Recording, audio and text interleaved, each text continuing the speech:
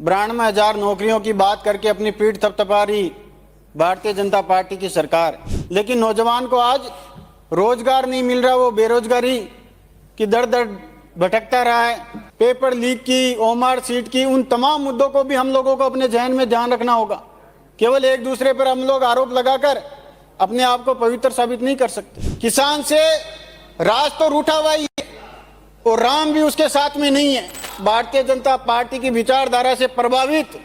फर्जी गोरक्षक वहां मेले में आते हैं, उनके साथ बदसलूकी करते हैं, उनके साथ में मारपीट करते हैं। जब बात सेहत की हो तो समझौता नहीं। जोधपुर का भरोसेमंद सुपर स्पेशलिटी हॉस्पिटल व्यास मेडिसिटी हॉस्पिटल MMA, RGHS और ECHS के अलावा अन्य सरकारी स्वास्थ्य योजनाओं के अंतर्गत आधुनिक मशीनों, अनुभवी डॉक्टरों और संपूर्ण देखभाल के साथ कैशलेस इलाज की सुविधा उपलब्ध। व्यास मेडिसिटी हॉस्पिटल जोधपुर। माननीय सभापति महोदय, जहां महामहिम राज्यपाल के अभिभाषण में सरकार के 2 साल के रिपोर्ट कार्ड को पेश किया गया, लेकिन बड़ा दुर्भाग्य है कि उस अभिभाषण में प्रदेश की जनता की पीड़ा, बेरोजगारी का दर्द, बढ़ती परीक्षाओं में युवाओं का टूटता भरोसा, इन तमाम मुद्दों पर कोई चर्चा नहीं हुई। और आज हम सब लोगों को इस बात की ओर ध्यान देना चाहिए कि जहां 92,000 नौकरियों की बात करके अपनी पीठ थपथपा रही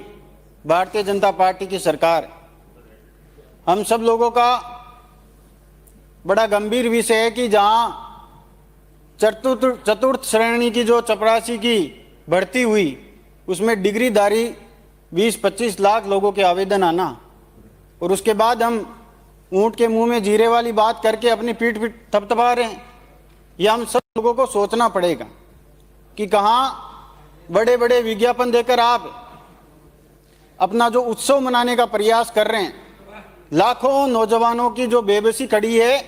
उनको आपके विज्ञापन छुपा नहीं सकते उन बातों को। आज हम सब लोगों को इस बात को समझना पड़ेगा कि हम विकसित भारत की, विकसित प्रदेश की जो बात कर रहे हैं, वो कहीं ना कहीं हमारे भाषणों में ये कहा जाता है कि हमारा भविष्य नौजवान है, लेकिन नौजवान को आज रोजगार नहीं मिल रहा, वो बेरोजगारी की दर दर भटकता रहा है। और हम सब लोग केवल इस सदन में एक दूसरे पर आरोप लगाकर, प्रत्यारोप लगाकर अपने अपने विधानसभा क्षेत्र के लोगों को खुश करने की कोशिश कर रहे हैं। बस हम सब लोगों को इस ओर ध्यान देना होगा कि आज छोटे शहरों से लेकर बड़े कस्बों में और जयपुर जैसे शहरों में अगर सबसे ज़्यादा भीड़ अगर आप लोगों को कहीं दिखाई देगी तो वो चाय की थड़ी पर दिखाई देगी। और उस चाय की थड़ी पर वो नौजवान बैठा है जो नौकरी की उम्मीद में या तो अपनी उम्र पार कर रहा है या निराशा के भाव लेकर अपने दोस्तों के साथ में एक दूसरे के साथ दिलासा देते हुए 4-4, 5-5 घंटे वो वहाँ व्यतीत करते हैं, क्योंकि उनका दर्द कोई बांटने वाला नहीं है। सरकारें चाहे किसी की भी रही हो, लेकिन ये हम सब लोगों को ध्यान रखना होगा कि जहां हम सब लोग अपनी पीठ थपथपाने की बात करते हैं, वहां पेपर लीक की, ओमार सीट की, उन तमाम मुद्दों को भी हम लोगों को अपने जहन में ध्यान रखना होगा। केवल एक दूसरे पर हम लोग आरोप लगाकर अपने आप को पवित्र साबित नहीं कर सकते। आज कहाँ इस प्रदेश का नौजवान किस दिशा में जा रहा है? एंजाइटी और अवसाद में, जहाँ डिप्रेशन का आज के 10-15 साल पहले जिन चीज़ों को कोई जानता नहीं था, आज अमूमन 60% वो नौजवान जो लगातार 4-4, 5-5 वर्षों तक यहाँ प्रतियोगी परीक्षाओं की तैयारी कर रहा है, वो तमाम बच्चे एंजाइटी और डिप्रेशन के शिकार हो रहे हैं। उनका हम सब लोगों की जिम्मेदारी बनती है कि हमारे प्रदेश को हम किस तरह से बचा सकते हैं। आज हमारा प्रदेश का नौजवान नशे की तरफ दौड़ रहा है और सरकार कह रही है कि हम अंकुश लगाने का प्रयास कर रहे हैं। ये हम सब लोगों का धर्म बनता है कि हम सब लोग मिलकर अगर राजस्थान से नशे को मिटा देंगे, जो सूखा नशा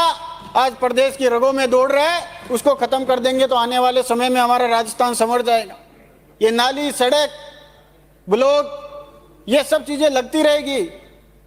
कुछ हम लगाएंगे, कुछ आने वाले समय में हमारे बाद लोग लगा लेंगे, लेकिन जब हमारी नस्लें खराब हो जाएगी तो इस प्रदेश को और हमारी विरासत को कौन संभालेगा? ये हम सब लोगों को सोचना पड़ेगा। आज हम सब लोगों को इस बात की ओर ध्यान देना होगा कि जहां हम सब लोग इस सदन में बैठकर किसान को हमारी अर्थव्यवस्था की रीढ़ की हड्डी के रूप में मानते हैं, आज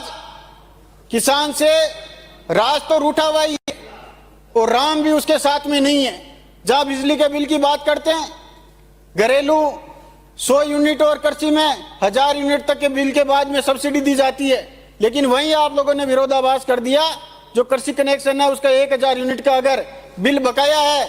तो आप किसान को उसमें छूट नहीं देंगे। तो ये किसान के साथ दो तरह का विरोधाभास क्यों है, ये हम सब लोगों को समझना पड़ेगा। उसके बाद अघोषित बिजली कटौती, लगातार उन तमाम परिस्थितियों से गुजरता वो किसान फसल पैदा करके जब मंडी में जाता है तो वहां माफिया बैठे रहते हैं, जो लोग पोर्टल बंद कर देते हैं, कभी कहते हैं सर्वर डाउन है, और चुपके से अपने माफिया जितने भी हैं उनके टोकन काटकर उनका माल लेते हैं और किसान का माल औने पौने दाम में बिकता है। और जब उसके बाद किसान सोचता है कि मैं कहीं ना कहीं प्रयास करूं, क्योंकि केवल किसान एक ऐसा व्यक्ति है जो कभी भी हिम्मत नहीं हारता और वो पशुधन को पालता है। सरकार के निर्देशों से पशुपालन विभाग जो पशु मेला आयोजित करवाती है, उसमें जब वो अपने पशुधन को लेकर जाता है तो आप भारतीय जनता पार्टी की विचारधारा से प्रभावित फर्जी गोरक्षक वहां मेले में आते हैं, उनके साथ बदसलूकी करते हैं, उनके साथ में मारपीट करते हैं, और उनको जो वो रवाना मिलता है, वो जब स्टेट की सीमा पार करने की कोशिश करते हैं उनको वहां रोक लिया जाता है, और ये कहकर कि ये पशु काटने के लिए ले जाए जा रहे हैं, जबकि वो किसान 1 साल तक उनको अपने बच्चे की तरह पालता है, पोसता है, और उसके बाद उस मेले में कुछ राशि हासिल करने के लिए वो किसान वहां जाता है। लेकिन हम सब लोगों को इन चीजों से कोई फर्क नहीं पड़ता। हम उन गोरक्षकों का पक्ष लेते हैं, वहां के अधिकारियों को सस्पेंड करते हैं, वहां के अधिकारियों का अन्यत्र ट्रांसफर करते हैं, और उसके बाद जब किसान जो ढाणी गांव में रहता है वो ये चाहता है कि हमारे जनप्रतिनिधि हमारे यहाँ विकास करे, तो पता चलता है कि जो ढाणियां आबादी में नहीं है वहां एमएलए लेड का पैसा नहीं लगा सकते।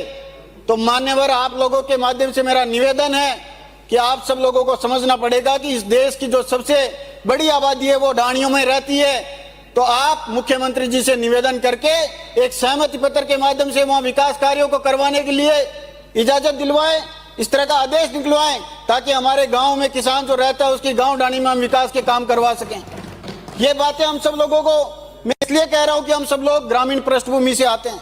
और उस किसान की पीड़ा को लेकर हम सब लोग इस सदन में आते हैं, उस नौजवान की पीड़ा को लेकर हम इस सदन में आते हैं, और आने वाले समय में हम लोगों को, नौजवान को, किसानों को साथ लेकर चलना पड़ेगा, उनकी उम्मीदों पे खरा उतरना पड़ेगा, तब जाकर हम सब लोगों का सही मायने में इस सदन में आने का न्यायोचित होगा। मैं आप इस राज्यपाल के अभिभाषण पर आपने मुझे बोलने का मौका दिया, उसके लिए मैं सभापति महोदय आपका धन्यवाद ज्ञापित करना चाहूंगा। झलको